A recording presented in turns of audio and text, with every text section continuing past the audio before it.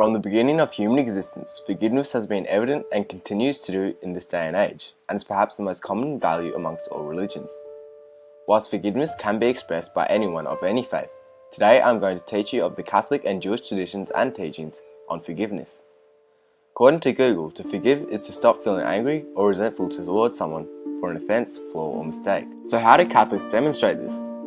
Forgiveness is one of the most important values in Catholicism and is expressed throughout its teachings.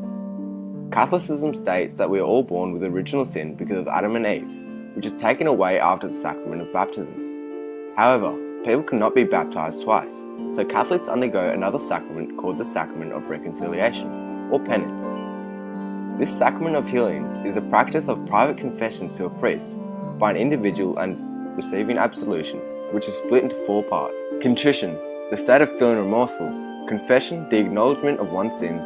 Absolution, a formal release from guilt, obligation or punishment. And satisfaction, performance of penance, reform or life of making amends.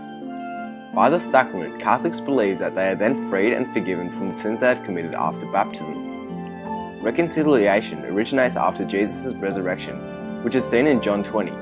As Father has sent me, even so I send you. And when he said this, he breathed on them and said to them, receive the Holy Spirit. If you forgive the sins of any, they are forgiven. Catholics now believe that priests have the power to forgive on behalf of God, as the apostles did. So what does the religion of Judaism say about forgiveness? Jewish people believe that forgiveness cannot be obtained by God for the wrongdoing to other people, but instead must receive forgiveness from the victim after a sincere and honest apology. This means that sins such as murder are unforgivable unless the victim forgives the perpetrator before the death. However, the perpetrator can still be forgiven by family and friends for the grief caused. Additionally, Jews celebrate a holiday called Yom Kippur, also known as the Day of Atonement following Rosh Hashanah, the Jewish New Year. It is considered the most important holiday in Jewish faith, falling in the month of Tishri, September or October. Jewish traditions say that on Yom Kippur, God decides each person's fate. Therefore, Jews are encouraged to ask forgiveness for previous sins committed. Yom Kippur originates from the book of Exodus, where Moses caught his people worshipping a golden calf.